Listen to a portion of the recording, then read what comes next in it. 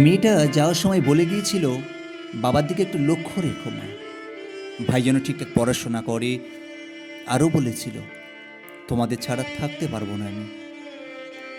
ওর বিদায় লগ্নে শঙ্খ আর উলুধ্বনি তরঙ্গের সাথে ভেসে গিয়েছিল আমাদের অব্যক্ত ব্যথা দূর দূরান্তে।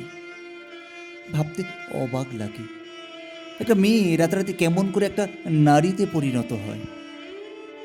মেয়েটার কথা মতো লক্ষ্য করতে গিয়ে দেখেছি, লোকটা ক্রমশ পাথরের মতো নির্বাক, নিরুৎসাহ। জীবনের সব শোক আনন্দ গ্রীষ্মের ডোবা পুকুরের জলের মতো হাওয়ায় মিলিয়ে গেল।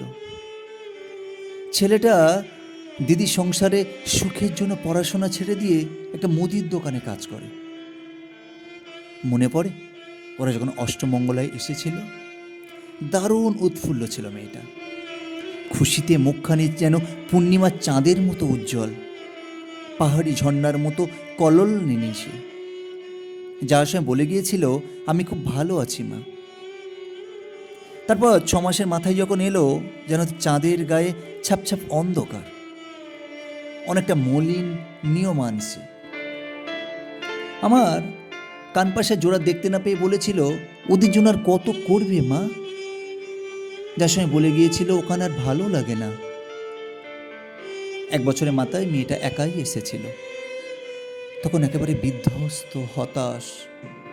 লাল নীল হলুদ পছন্দের কয়েকটা শাড়ি, কিছু গয়না রেখে দিয়ে বলেছিল, ওগুলো আর ভালো লাগে না মা। যার সময় বলে গিয়েছিল, আর কবে আসবো জানি না।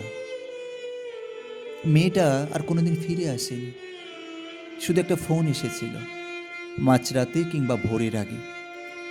সেদিন হয়তো আর ভোর হয়নি, ভোরের পাখিগুলি আর কলরব করেনি, শুধু একটা কাক ডাকছিল ছাদের কার্নিশে।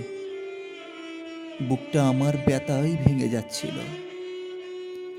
মেয়েটা জীবনে আর কোনো দিন ভোর আসেনি, ভোরের আলো ফোটেনি। মেয়েটা কোনো দিন আর ফিরে আসেনি, কোনো দিন আর কিছু বলেনি।